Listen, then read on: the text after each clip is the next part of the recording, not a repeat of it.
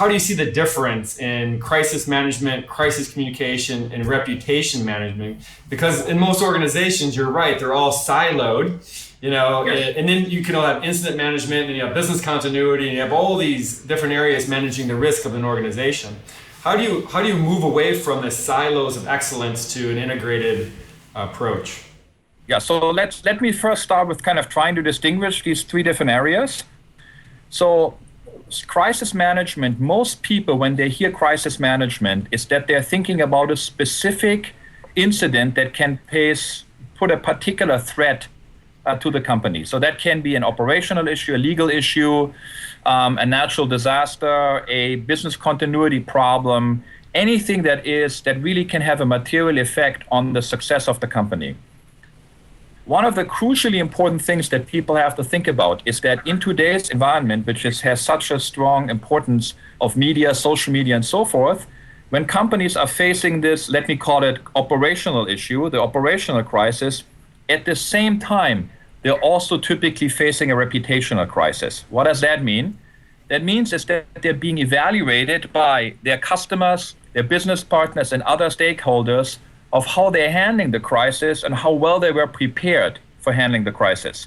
So what you see there is that in addition to solving the specific business, the kind of operational issue, you always at the same time have to solve the reputation issue as well. Now, that second component is typically, or that second dimension, typically requires companies to really focus about maintaining trust with their relevant audiences, whether that's customers or suppliers or business partners. And then the last component is, like you mentioned, the crisis communication.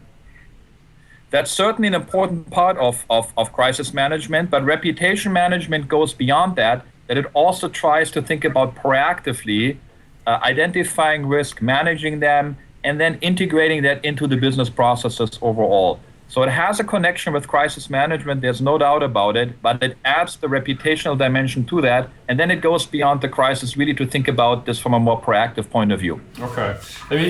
So really reputational risk management has to be integrated or threaded within crisis management, within crisis communications as part of that process. If you're $1 billion plus organization, global in breadth and depth, do you hire a reputational person, or is it just the way things are done?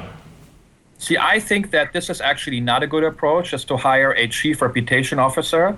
So when you talk to some companies, not our companies, but some companies say, well, I have this reputation person and they're sitting in corporate communication and doing that type of stuff. But that is really typically inappropriate to the level of exposure and the typical level of risk that you have, especially if your business has a strong trust component. And now I ask you, which business doesn't have that? But especially if you are a strong brand or the type of services that you provide really require a high trust environment, we would never entrust another key asset or capability to only one person. That's why enterprise capability is really the right way to think about this. And that means it has to be integrated into the people side, the process side, but also the values and the cultures that make the company run. Okay, so it needs to be part of the way things are done. A good analogy is, by the way, it's like if you think about this, is like you think about something like quality management, right? So you take a company like Toyota, who's well known for its excellence on high quality, and you look at something like the Toyota production system that has a mindset component. How do we think about it? What are the tools? How we do it strategically? It has a culture and values component, right? And then the third component has a process component as well. And reputation management capabilities really need to function on all these three different dimensions. I want to read a quote from your book on page 17. And you ask the question, what distinguishes success from failure in managing reputation crises? What is the answer? The answer is you want to ask yourself whether at the end of the crisis, the reputational crisis, that the trust level that your relevant audience has, let's say that's your customers, just for simplicity, is higher than it was before.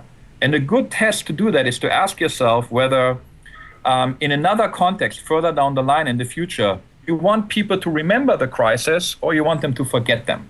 So if the people if they associate yourself with a particular crisis and say like, oh yeah, I remember that crisis, they did a good job, that looks to me like success. So just to give an example, right? This works at the personal level too, but Rudy Giuliani will forever be remembered for his role after 9/11. He doesn't mind, right, being asked about that or being connected with that. Compare this to like Exxon. Exxon doesn't want to be connected with the Exxon Valdez.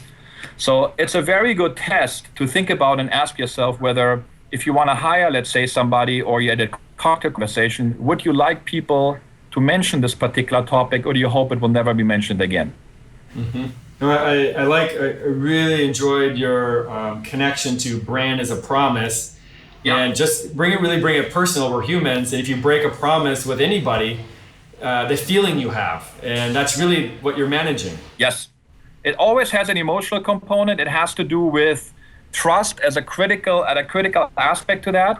And I think something we underestimate a little bit today is that a lot of business models are based on trust, whether that's in the B2C side, when we're trying to create a customer experience, or on the B2B side, when we're trying to provide solutions to customers that go beyond just providing services, but really being a trusted advisor for a client.